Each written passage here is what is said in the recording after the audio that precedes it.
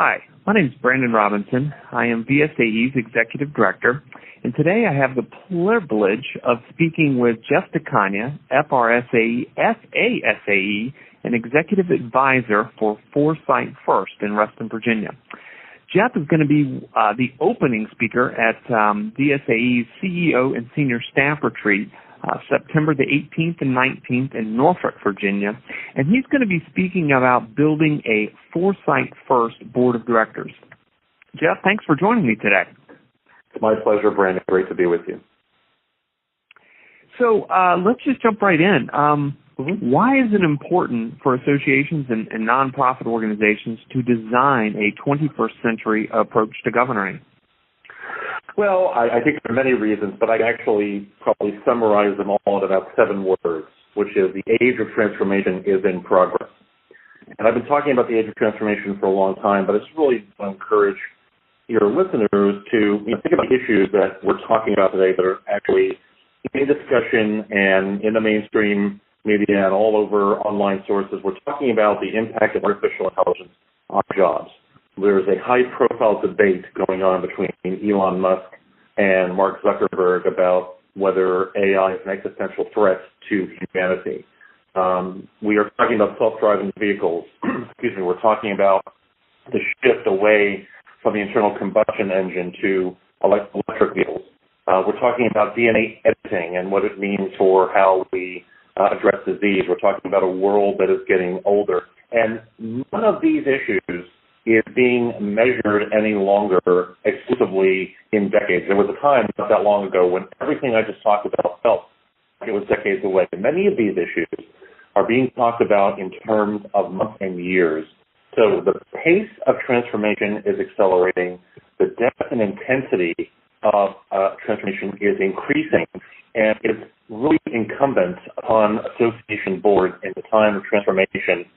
Association boards must embrace the duty of foresight to help prepare their organizations for the future, and that means we need to have a different approach to governing that is built around the idea of the duty of foresight. So AI, pace of transformation, we're in an age of transformation where that pace is increasing. So, I think these are all things that all of us would tend to agree with. So how does that translate down to an association CEO or the board presiding officers, and how can they begin to think about these things and think about designing the future of governing, so to speak? Sure. So I think it begins with having a different definition of what it means to govern. I've spent a lot of time in the course of my career looking at, what does it really mean to govern? How do we define it? And when you look at the way we think about and talk about nonprofit or association governing, you see a lot of concepts that are kind of pulled together. You see concepts around accountability, around oversight, around policy making, around fiduciary responsibility. There are lots of different ideas, but it's hard to see in those concepts a very clear definition of what it means to govern. And really none of those ideas, although they're all very important, they're not really about the future of the organization. They're really more about sustaining the organization in the present. And of course, again, these are not unimportant ideas, but we need a different mindset if we're going to define and then design a different future of governing. So the definition that I've started using, that I started talking about, is one that I have kind of developed based on the work of a gentleman named Arthur Brock, who's written some stuff online on Medium, on the website, medium.com, and about governing in a governmental context. And I've kind of adapted a definition that I think is important. The definition that I'm using now is governing is an intentional and dynamic process for enabling the coherence, capability, and continuity of the system. And I'll talk more about this definition when I am with your participants on September 18th. But I think what it really means is that each of those ideas, coherence, capability, and continuity, is important. Coherence is about ensuring that the organization or the system, if you want to put it in those terms, it has clarity around why it exists and what it's trying to achieve, what outcomes it's trying to achieve. Capability is about making sure the organization can take effective action to accomplish those outcomes, and continuity is about ensuring that the organization, or again, the system as we use that definition, is capable of withstanding the disruptive impact of societal transformation. So coherence, capability, and continuity, those three ideas, that's what governing has to be about, ensuring that we know where we're going, what we're trying to do, we can get there because we're capable of getting there, and then we have the wherewithal to be able to make it despite the fact that we're operating in this time of transformation. So if you operate from that definition, then you can start asking a question. This is a thought experiment question for your listeners, and that is, what if we made learning with the future the central principle around which we would design our next approach to governing, right? So rather than emphasizing the past or emphasizing even kind of where we are now, how would we make, or could we make, and believe that it's entirely possible if we embrace the duty of foresight, make the future of governing be about learning with the future so that boards of directors supported by their chief staff executives and by other contributors to governing can, in fact, work together to learn with the future and make good decisions that will help prepare the organization, its stakeholders, and perhaps even the field itself, the field that the organization serves, to be able to thrive in this environment of transformation. So I think there's a lot of opportunity here to reimagine this, but it requires us to shift our mindsets around what it means to govern, what the definition is, and then what the design principles will be for how governing will be implemented going forward. Gotcha. So let me ask, a lot of the attendees are going to be folks with very small staff, who probably are generalists, very much so. They do everything from sign FedExes to work with the board on the strategic plan and the visioning for the future. So sometimes I think there's a thought that, hey, some of this really big picture stuff doesn't apply at the state level, or I'm just too small. I think you and I would disagree with that, but help me make the case, I guess. So my question is, how do you kind of make the case that, hey, this is bigger than being a state or a national or an international association? This is a mind shift in how we approach the relationship between associations and the boards and how they do that governance work. Mm-hmm.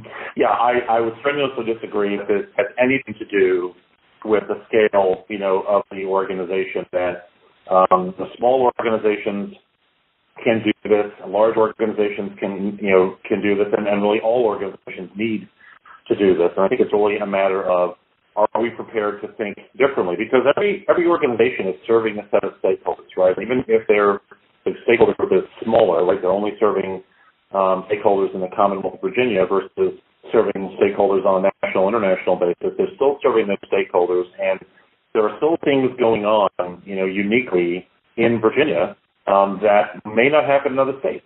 And so it requires the decision makers of the organization to be able to prepare and anticipate for those realities. They also have to understand what's happening around them, right? Because increasingly we can see, things may happen on a regional basis. Maybe certain regional choices that get made as states work together on things to move in certain directions, and whether that's in the public policy realm or whether that's in the philanthropic sector, collaborations, whatever, or in industry, whatever it is we're, looking at, whatever the issues are, any organization with any board can embrace a different way of approaching this. And it has very little to do with how large they are. It has everything to do with how committed they are to helping their stakeholders move with greater capacity, greater confidence into the future. So it's really not about the size of the organization. It's really, are we willing to look at this through a different lens? And I believe that every organization needs to be able to do that.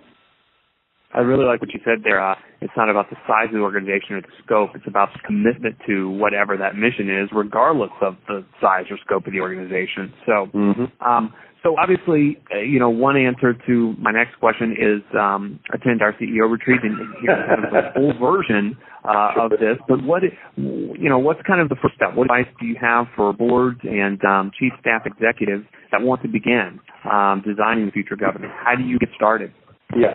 So I think the place to start, as is often the case in my work, and I think it's perhaps even more critical in this context, is to begin by beginning to identify some of the orthodox beliefs that might get in the way of your ability to imagine a different future for governing. And I think you put your finger on one already in your previous question, which is, we're too small, we're only a state association, it doesn't really apply to us. Well, that's an orthodox belief. that people hold about what their work is supposed to be. And one of the things we will talk about during my session on September 18th is I will certainly have some conversation in the room about what the orthodox beliefs are that underpin, sort of form the current foundation for the way we govern. But I'm going to also present some orthodox beliefs that I've heard over and over and over again from chief staff executives, from board presiding officers, from board members, from others who are involved in the Association of Nonprofit marketplaces. And, I think that those orthodoxies, and again, just to be clear what we're talking about, an orthodox belief is a deep-seated assumption that we make about how the world works. So, and every organization, it operates on a large number of orthodox beliefs that we have to very carefully examine. Certainly the work of governing in our organizations is underpinned by a large number of orthodox beliefs, as I said before, including the one that you asked about before. And so I think that's a great place to start. Can we start shining a light on the orthodox beliefs that really are guiding the way we're approaching things now, questioning them? Are those beliefs really true? If they are true, are they helpful? And if they're neither true nor helpful, then why do we still hold them? And how can we fill the void once we get rid of that belief system and put something else in place that will help us move the organization forward? I think at some point we're going to have to acknowledge the fact that there has been a lot of deferring the hard decisions that have to be made for a long time, right? Lots and lots of boards, lots and lots of organizations have deferred the hard choices. And now here we are, and it's almost, we're coming up on 2018, 6 months from now, and those choices are going to get harder. And they're going to require more of the decision makers. And it's really critical that we start taking that seriously. I don't think we have in enough organizations up to this point, and I hope that we will. So if we can begin questioning orthodoxy, then I think it becomes a lot easier to imagine different possibilities. So we have to start there. So I think that's a great place to start. We will do some of that, as I said, in my session on September 18th, as well as talk about some of these other themes during that conversation. So question orthodoxy. I love it. That's really good counsel, Jeff. So and I really appreciate you joining me today. I know you and I could have gone on for a much longer time for this, but I really thank you for taking the time today. It's my pleasure, Brendan. I look forward to seeing you and all of your attendees on September 18th at the CEO Senior Staff Retreat. I think it's going to be a great conversation. Thanks. So today I've been speaking with Jeff De Cagna, Executive Advisor for Foresight First, LLC. You can join Jeff and your colleagues from around the Commonwealth for the CEO and Senior Staff Retreat on September 18th and 19th at HILTON Norfolk Domain in Norfolk. To register and to learn more, you can visit VSAE.org/CEO Retreat. For VSAE in Richmond, Virginia, this is Brandon Robinson. Thanks.